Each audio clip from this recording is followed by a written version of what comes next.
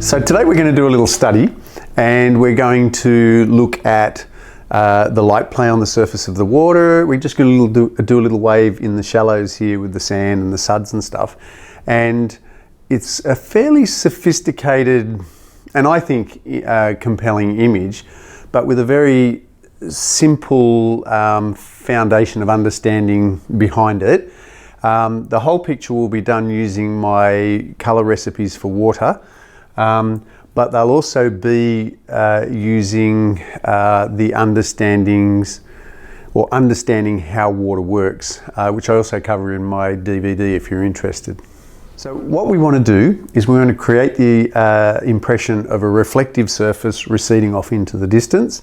So we've used here Dioxazine Purple, Cadmium Yellow Medium and White, and gradually as I've come further up the canvas add more Dioxazine Purple and then eventually adding French Ultramarine Blue to create the impression of the light shining on the surface of the water here, and down here being able to see through the surface of the water at the sand. So I'm using a reference photo which we'll put up a little bit later on, but now what I'm going to do is I'm going to get some chalk and basically mark in all of the areas where I want the important parts of the picture to be.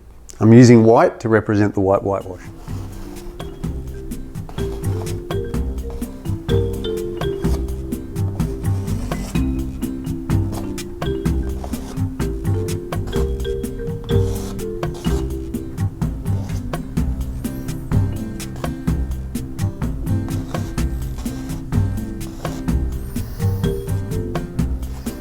That'll do us. So most of the structure in this painting is white, so I'm just going to get that in now.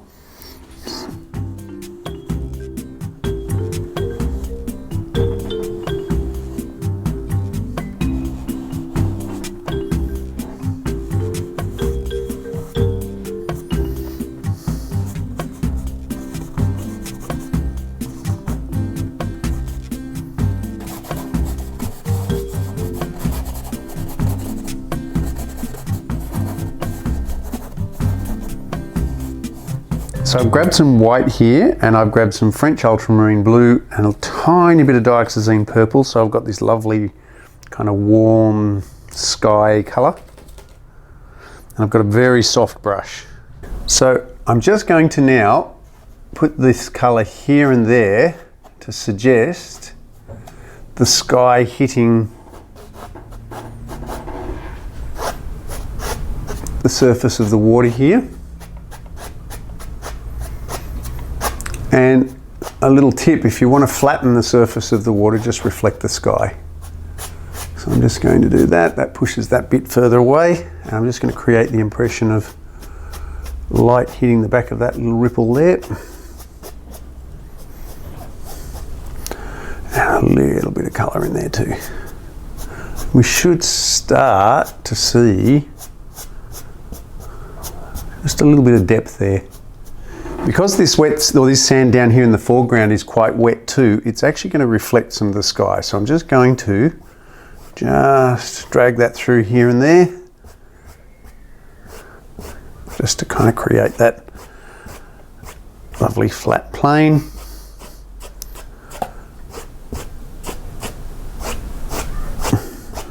Like that, and I'll just make it a little bit stronger there underneath that whitewash. How good are these colours? Very soft, dry brush. So what I'm doing now is I'm mixing some Cadmium Yellow Medium, some Dioxazine Purple and a little bit of white together to create the illusion of the light shining through the surface of the water and casting little highlights on the sand. So I'm just putting a little bit of that gold there wherever there's a wave, because that is going to show up in the face of a wave like that, and I'm going to put a bit more there. Now just looking at that, I reckon that that's probably a little bit too strong, so I'm going to add a little bit more yellow and a bit more white to it.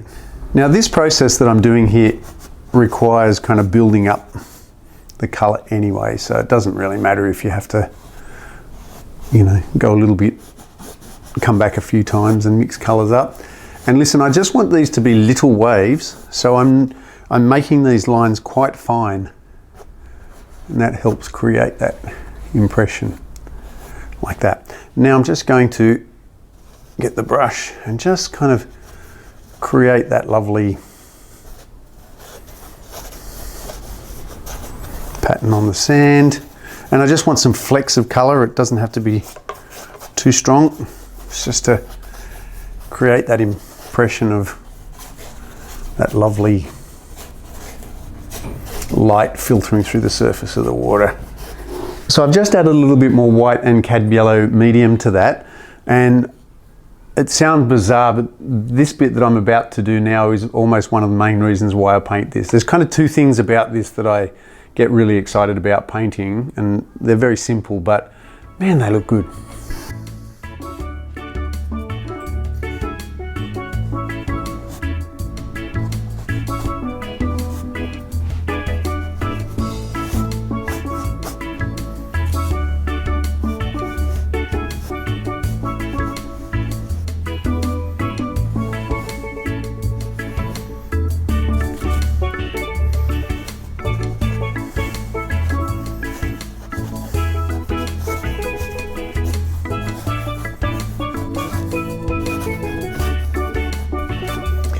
I'm sort of staying roughly with this direction a little bit. If you have a close look at that refraction pattern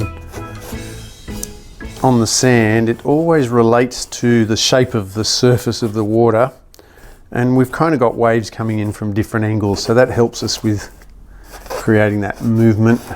I've wet the brush a little bit because I really want a little bit more sharpness there in that color.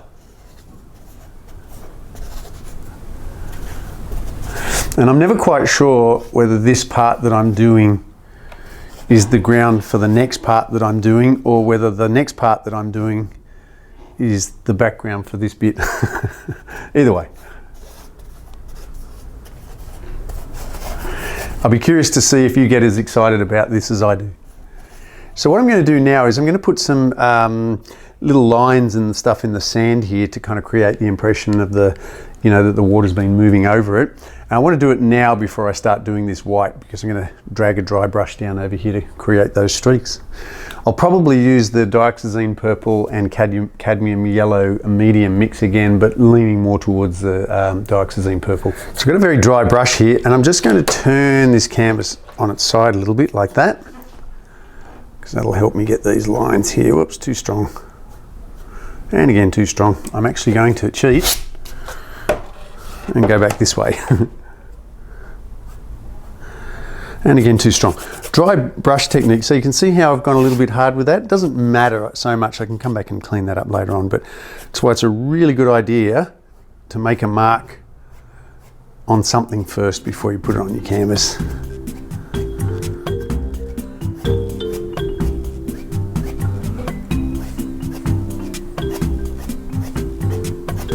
So I'm just going to play with this area here. I want to warm this up a little bit and make it a bit brighter.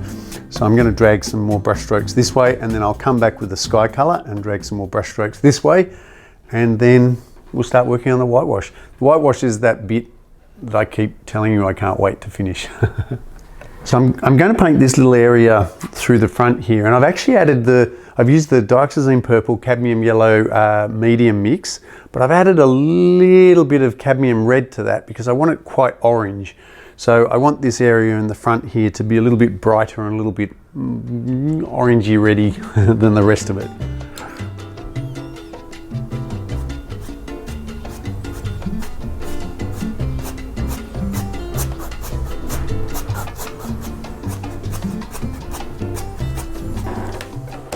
The added bonus of this is that it adds to that appearance of grains of sand when your brush hits the canvas. So I mixed up a little bit more of that sky colour, French Ultramarine blue and white, and the tiniest bit of Dioxazine Purple. I only put a little bit this time. And I'm going to come through and start defining the surface of the water a little bit more. In the water DVD, I really go into the creating the illusion of the surface of the water using the refraction and the surface of the water and all of the dynamics involved in that. So this is actually what we're doing right now. And then soon we get to the glory bit.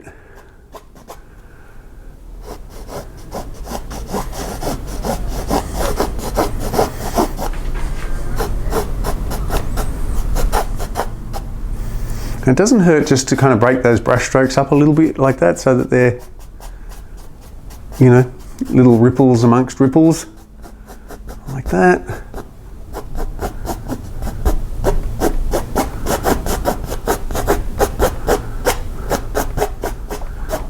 So I think I'm reasonably happy with that top corner. This is quite a steep little wave, so it's going to have a little bit of light on it.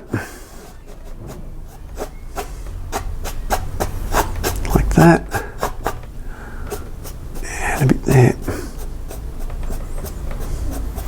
Now I'm just going to do the same thing over here, but I'm going to turn the canvas over. I hope that's not too disconcerting.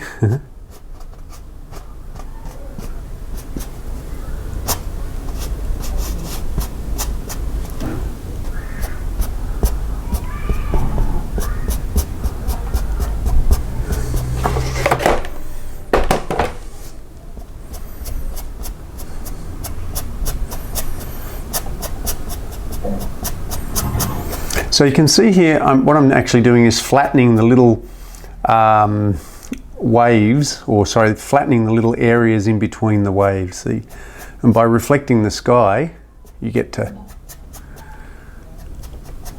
create those lovely little flat spots.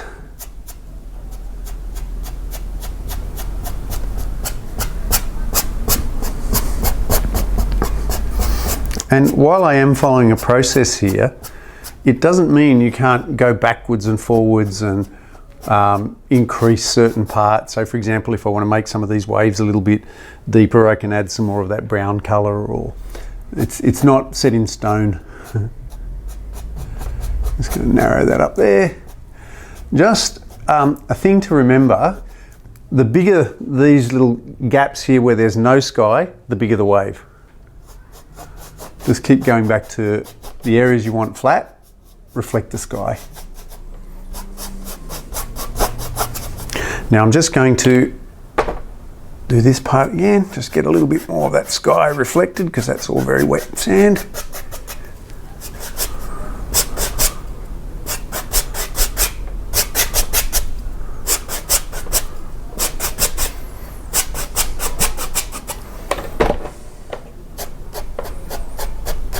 This is a very soft and very dry brush. You can see it's not streaking at all, but you really need to practice with your brush to make sure that you know just how much pressure to apply and how much paint that you have on it.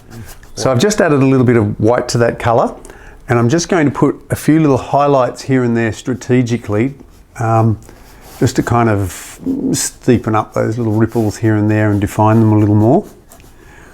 And when that's done, that's the surface of the water largely finished. You can see I'm breaking up the surface there a bit.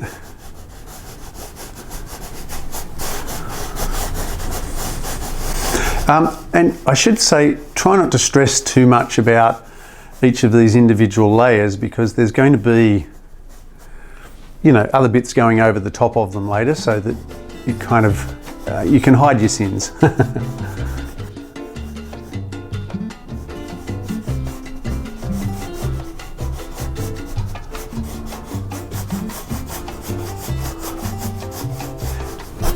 And don't worry too much if, you know, some of your, you know, little lines are a little bit stronger here and there. This water is quite up and downy, kind of turbulent, so there'll be little bits of sky reflected in all funny directions.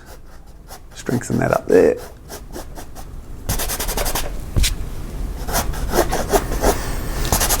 And try to keep your de-emphasizer handy. And you can de-emphasize. So I've mixed up that shallow sand color again, and I'm just pumping up some of these here, just to get more interest. You know, sometimes, as I said before, you get that toing and froing, and by the time you've gone over the top of the color with the blue a few times, you lose a bit of strength. So I'm going to paint the shadow in the whitewash here, or the shadow that the whitewash is casting on the sand, and I've mixed up burnt umber, French ultramarine blue, and a little bit of dioxazine purple to warm that up, and some white. I'm not 100% sold on the color, but we can to and fro with that.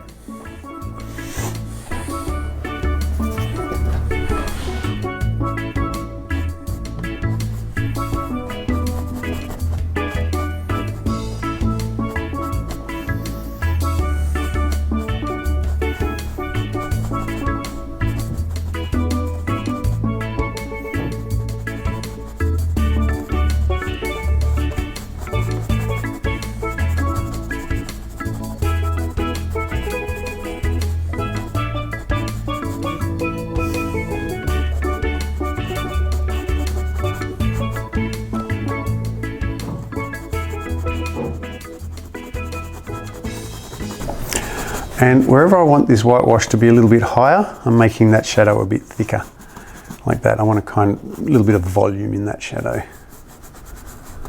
And I'm a little bit of artistic license here, changing the shapes just a little bit here and there. I'm just going to now get a little bit of water on a brush. See if I can soften this edge just a tiny bit.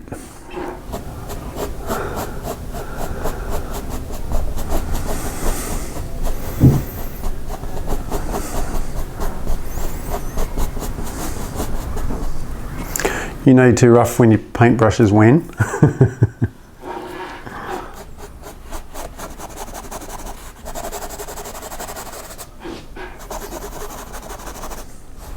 It's not a bad idea when you're doing these little soft gradations and fades and things, just to wet that edge with the brush first, and then you'll find that that blending process is a little bit easier, because then you're blending kind of onto a wet surface rather than trying to scrub a dry brush around. So I got a little bit of that sky colour and a little bit of the shadow colour and mixed the two together, and I'm just going to soften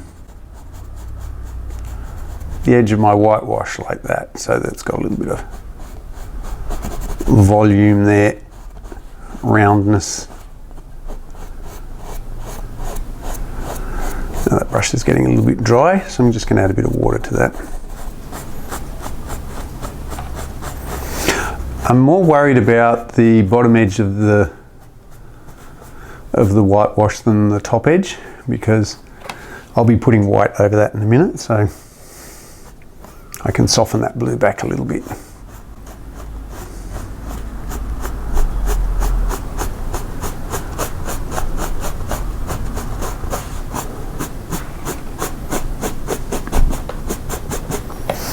You might notice too that where that shadow is quite thick, like that, I'm coming a bit higher up with the blue, and where it's thinner, not quite so high. I'm just going to put a little bit there too, just to create the impression that that wave is ducking back in underneath the other one.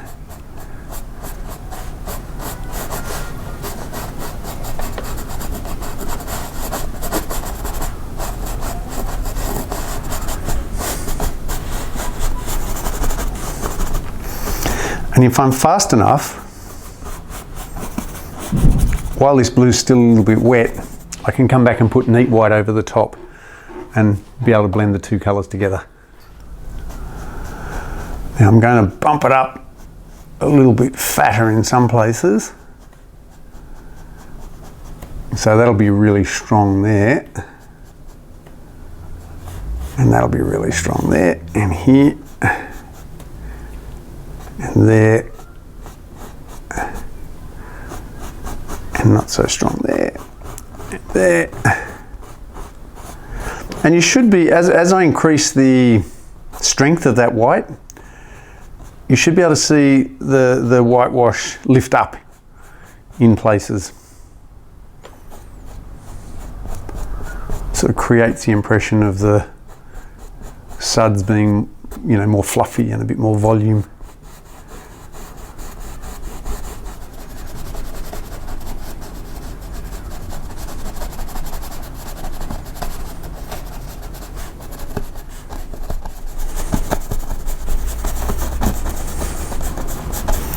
And I will bump that up a little bit more in a minute.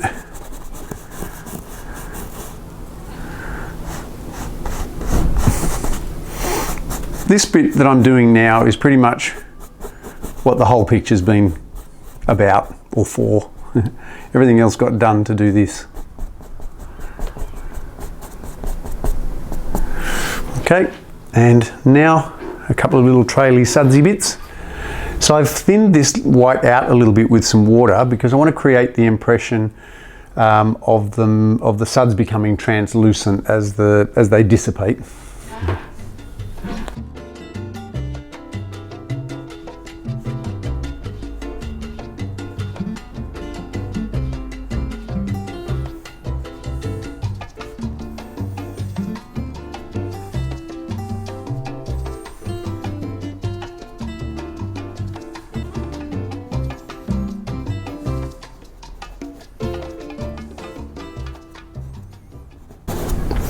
I just love those little twirly bits, you know, where the sand, where a wave just starts to die and it's just kind of, it's got its last little twists and turns as it disappears up onto the sand. So much light and colour, and you can lose hours.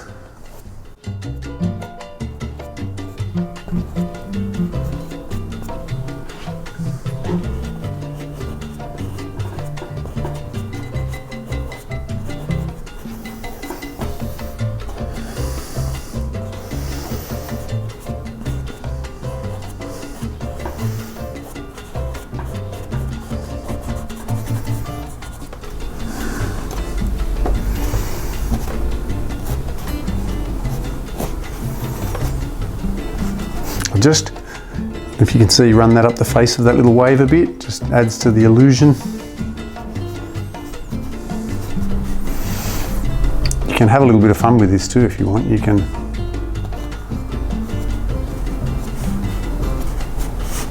sneak a little love heart in there.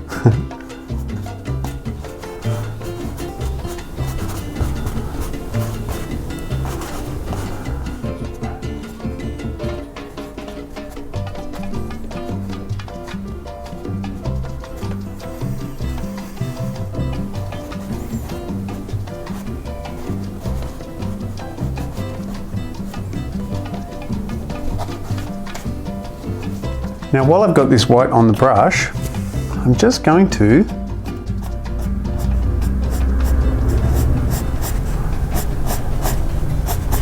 put a reflection here.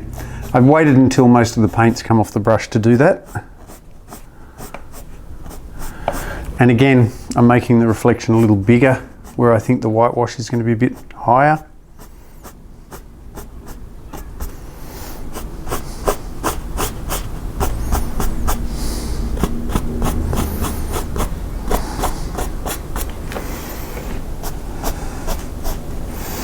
And you can actually do this here and there too. That actually adds to the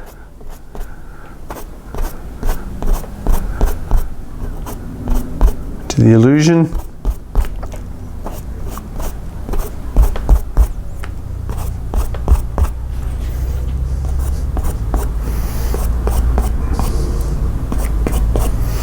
And that should, in theory, be creating the impression of that sand being quite reflective. Or the water, I should say. I've wet my brush a little bit now. I'm just going to bump that up, and I know that this will fade back, but I'm just going to do it anyway. Just want to make that sand appear more reflective.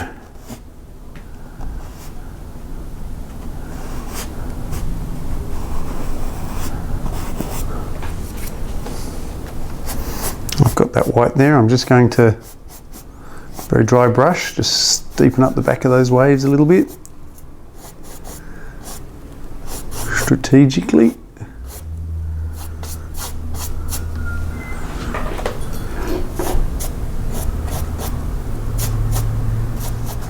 See, part of the problem with painting this is that I actually thought that this bit was the bit that I was excited about, but now it's the next bit.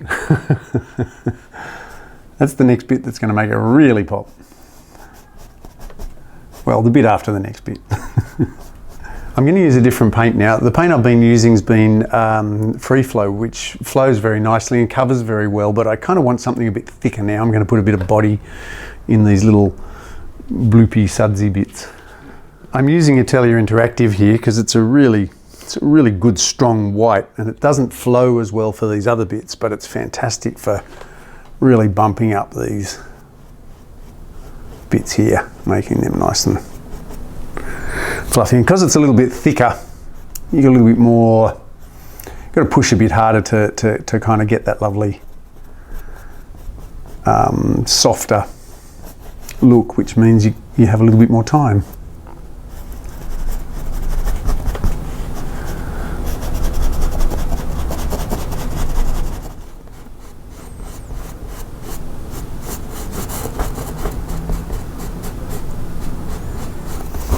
I'm just softening that back there. If you have a close look at those little bubbles, that little front edge, it's basically millions of little bubbles, and I can't be bothered painting them all. So I'm just going to create the impression of it being a little fluffy and indistinct by just cross-hatching the brush there a little bit. So I really like this bit. I just got a little bit of burnt umber. It's quite thin, and wherever the waves are steep, I'm just going to do quite a sharp, hard line like that, because waves, even when they're not broken, cast a shadow, believe it or not. And that shadow comes up quite often as this lovely burnt umber line on the sand. So I'm not doing it on every wave, just here and there. Just on those steep ones, there'll be one there for sure. You'll notice I haven't looked at the reference for a while. And one there. Probably a little one there somewhere. Might bump that up a bit. And you can take a bit of that colour off your brush and just do this here and there, just to kind of feather that out.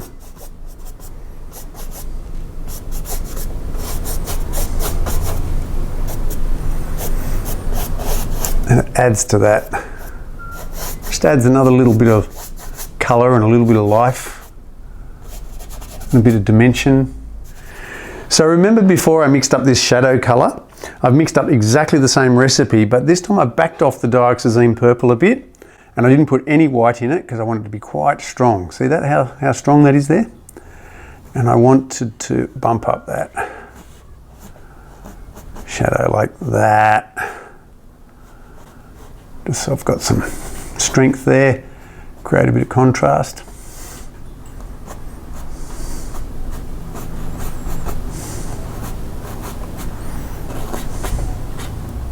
And hopefully that should have given it all a little bit more zap. I'm just going to soften that edge up a bit. Because these little bits of suds are quite round, we want a kind of nice soft lines. We don't want anything too hard. So one more little exciting thing before all the tidying up, and this part is the thing that really gives, sort of separates the surface of the water from the sand underneath.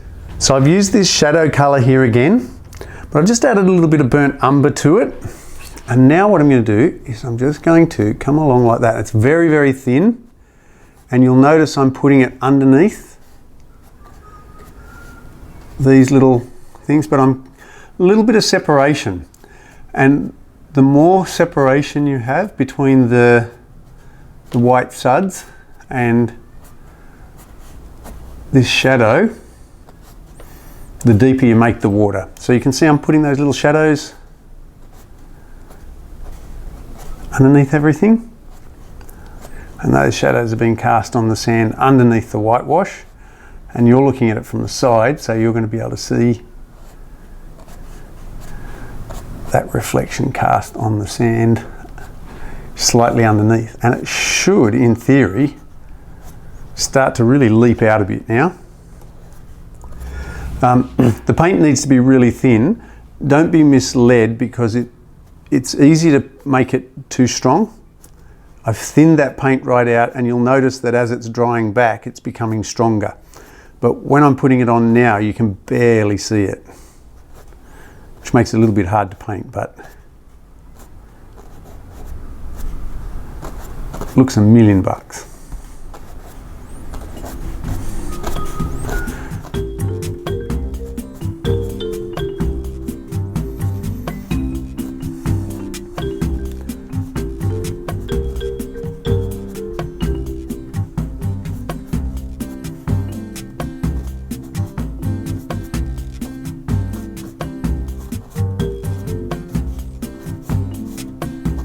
So I've just got some neat white, and I'm just going to, on the bottom edge of all of these, this is a very dry brush, just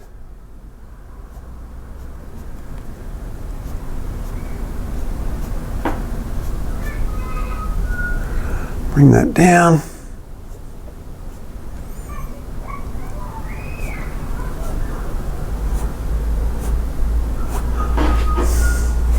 Like that. And then I'm just going to also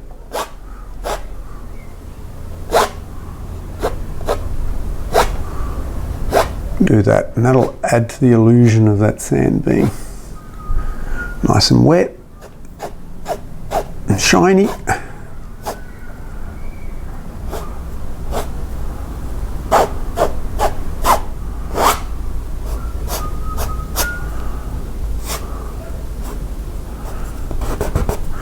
We don't want that to go on into that shadow area too much. Just going to flip that up. I've mixed up a little bit more sky colour here, and I'm just going to just whack a bit more colour in there. Just kind of, I mean, who doesn't like blue? Just kind of zips it up a bit.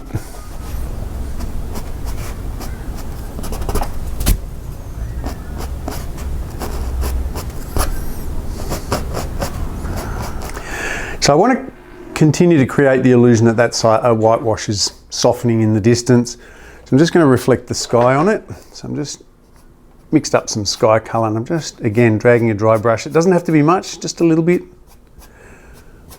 like that.